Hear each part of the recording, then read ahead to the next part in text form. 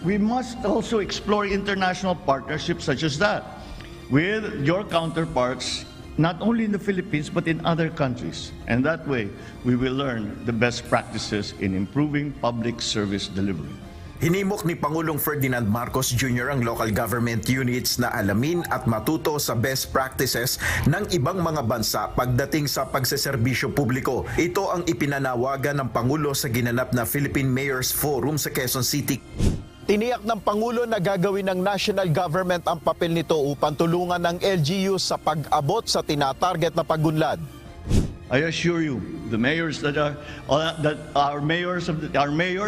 this administration will remain your leading partner in enhancing your capacities to achieve our sustainable development goals sa ambisyon natin 2040. Kaugnay ng pagpapalakas sa LGU, nilagdaan na ni Pangulong Marcos Jr. ang Automatic LGU Income Classification Act. Sa ilalim ng batas, pagbubukod-bukurin ang mga munisipalidad sa 5 klase base sa kanilang kinikita sa 3 magkakasunod na taon. Magiging basehan ng LGU Income Classification sa pagtukoy ng ibibigay na tulong, financial grants at iba pang uri ng assistance sa LGU. Malalaman rin dito ang kakayahan ng LGU na magsagawa ng development programs at projects. Nel Maribuhok, UNTV News and Rescue, Diyos ang aming sandigan, serbisyo publiko ang aming pinahalagahan.